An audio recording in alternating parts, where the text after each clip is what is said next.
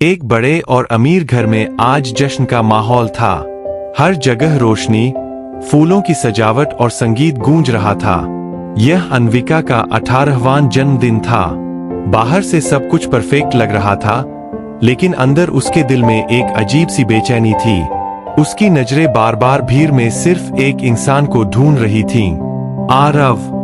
आरव उसका बचपन का दोस्त था, और शायद उससे कहीं ज्यादा। केक कटने का समय आया, सब लोग तालियां बजा रहे थे, कैमरे चमक रहे थे। तभी कुछ रिश्तेदार हंसते हुए बोले, इतने करीब है तो दोनों की सगाई ही करवा दो। पूरा हॉल हंसी से भर गया। लेकिन अगले ही पल माहौल बदल गया। अन्विका का चेहरा सख्त हो गया, उसकी आंखों में गुस्सा आ गया। वह तुरंत बोली, आप लोग हमारे घर आए हैं, मजाक करने नहीं। कमरे में अचानक सन्नाटा छा गया। तभी पीछे से एक ठंडी, शांत आवाज आई, ये रिश्ता ज्यादा दिन नहीं टिकेगा। सब लोग चौंक गए। यह आवाज थी रोहन की। अन्विका तुरंत पलटी और गुस्से से बोली, तुम होते कौन हो हमारे रिश्ते पर बोलने वाले? आरव बीच में आया और माहौल शांत करने की कोशिश करने लगा, लेकिन रोहन वही खड़ा रहा। उसकी आंखों में दर्द था और आवाज भारी हो रही थी। वह धीरे से बोला, मैं मजाक नहीं कर रहा, मैं सच बोल रहा हूँ। फिर उसने एक कदम आगे बढ़ाया और कहा, मेरे पापा जेल में हैं। मैं अमीर नहीं हूँ, लेकिन मैं झूठ नहीं बोलता। पूरा कमरा एकदम सन हो गया। किसी को समझ नहीं आया क्या कहना है। अन्विका के चेहरे पर झटका था, लेकिन अगले ही पल उसने खुद को संभाला। उसका दिल टूट रहा था, लेकिन वह गुस्से में थी। वह जोर से बोली, बस, मैं और यह सब नहीं सुन सकती। और उसने सबको घर से जाने को कह दिया। उस रात घर की रोशनी भी जैसे बुझ गई थी। खुशियों की जगह सन्नाटा था।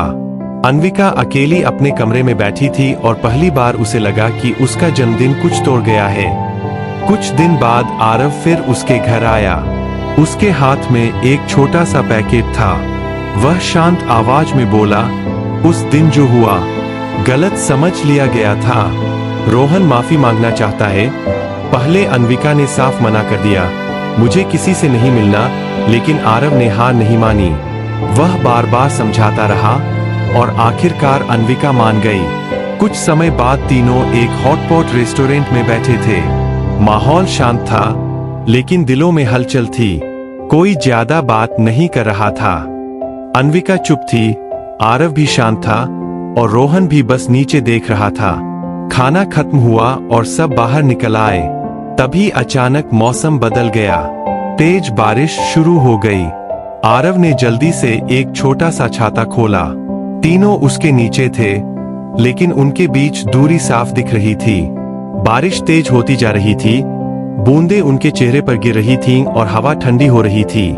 आरव ने धीरे से अन्विका की तरफ देखा और उसके चेहरे से बाल हटाने की कोशिश की, लेकिन अन्विका अचानक पीछे हट गई और गुस्से में बोली, तुम मुझे कंट्रोल मत करो। आरव वहीं रुक गया। उसका हाथ हवा में ही ठहर गया।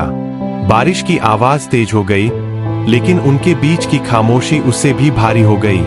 दोनों चुपचाप चलने लगे। कोई बात नहीं हो रही थी, सिर्फ बारिश की आवाज और कदमों की आहट थी। तभी अचानक पीछे से एक जोरदार आवाज आई, आरव। दोनों रुक गए, धीरे धीरे पलटे।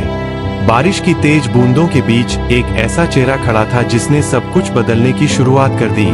आरव की आंखें फैल गईं, अन्विका वहीं जम गई, और रोहन बस उसे देख रहा था।